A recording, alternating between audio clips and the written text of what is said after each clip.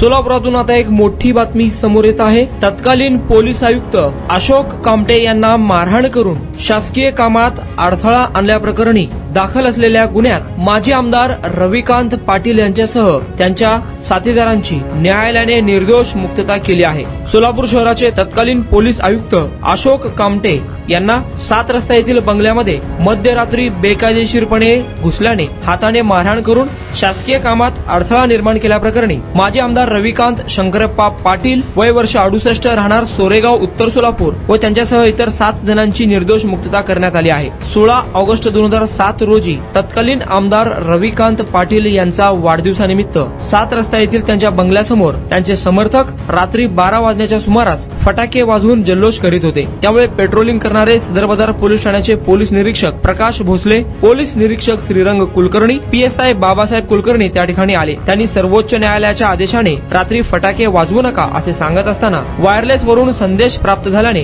Police निरीक्षक Shahaji नरसुडे, police उपायुक्त Laxman Bhosale, police आयुक्त अशोक कामटे हे त्या ठिकाणी आले। त्यानंतर रविकांत पाटील यांनी मी आमदार आहे, ते माझे कार्यकर्ते आहेत, त्यांना फटाके वाजवू द्या, ताब्यात घेऊ नका असे म्हणून हरकत घेऊ लागले। त्यावेळी पोलिसांनी कार्यकर्त्यांना ताब्यात घेत असताना रविकांत पाटील यांनी पोलीस आयुक्त अशोक कामटे यांच्या अंगावर जाऊन धक्काबुक्की केली व जीवे ठार मारण्याची धमकी देऊन कार्यकर्त्यांना अटक करतेवेळी अडथळा आणला, शासकीय कामात अडथळा निर्माण केला अशा आशयाची फिर्याद सदर बाजार पोलीस ठाण्यात दाखल झाली होती। रविकांत पाटील यांच्यासह उदय शंकर पाटील, गणेश कटारे, राम खांडेकर, श्रीशैल खंदारे, मल्लीनाथ निरगुडे, सदाशिव मस्के, कल्लप्पा वाघमारे, जब्बार शेख, बाळासाहेब घुले यांच्या विरुद्ध गुन्हा दाखल करण्यात आला होता। तत्कालीन पोलीस निरीक्षक शहाजी नरसुडे यांनी तपास करून न्यायालयात दोषारोपपत्र दाखल केले होते। सदर खटल्यामध्ये सरकारतर्फे एकूण 11 साक्षीदार तपासण्यात आले। खटल्याच्या अंतिम युक्तिवादावेळी आरोपीतर्फे अॅडव्होकेट मिलिंद थोबडे यांनी युक्तिवाद केला। पोलिसांनी बेकायदेशीरपणे रविकांत पाटील यांच्या घरामध्ये मध्यरात्री प्रवेश करून गोंधळ घालून त्यांना धक्काबुक्की केली। ते आमदार असल्याने पोलिसांच्या बेकायदेशीर कारवाईमुळे कारवाई करतील म्हणून